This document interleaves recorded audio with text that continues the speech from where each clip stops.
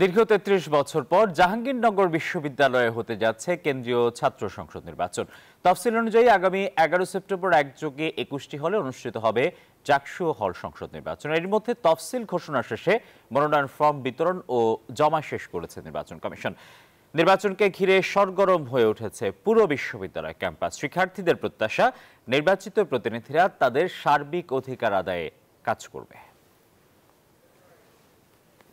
আরো জানাতে জাহাঙ্গীরনগর বিশ্ববিদ্যালয় থেকে সরাসরি যুক্ত হচ্ছেন সহকর্মী নাজমুল হুদা। নাজমুল, জাকসু নির্বাচন ঘিরে জাহাঙ্গীরনগর ক্যাম্পাসে কি চিত্র দেখছেন?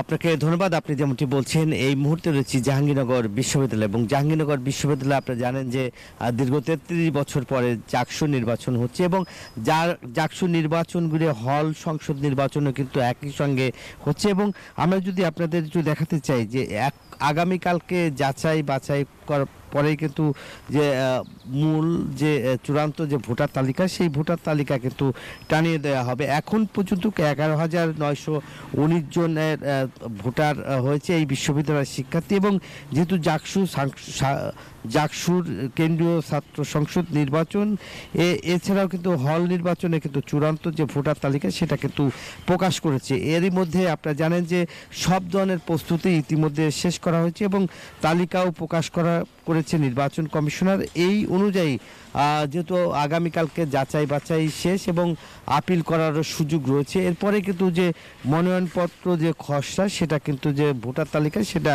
টানানো হবে। একই সঙ্গে প্রত্যেকটা হলেই কিন্তু ২১টি হলেই ইতিমধ্যে প্রার্থীরা কিন্তু যে ভোটার যাচ্ছেন, সেই এর মধ্যে মোট নারী ভোটার রয়েছে ৫,৮১৭ আর পুরুষ ভোটার রয়েছে ৬,১০২ জন।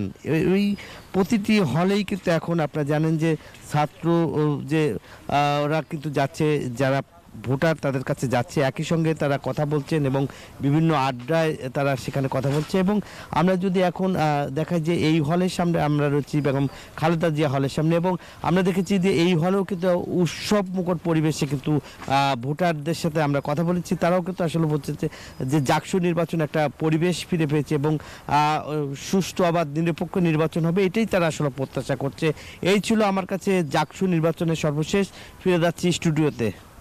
নাজমুল, আপনাকে ধন্যবাদ। দর্শক, জাহাঙ্গীরনগর বিশ্ববিদ্যালয় থেকে জানাচ্ছিলেন সহকর্মী নাজমুল হুদা।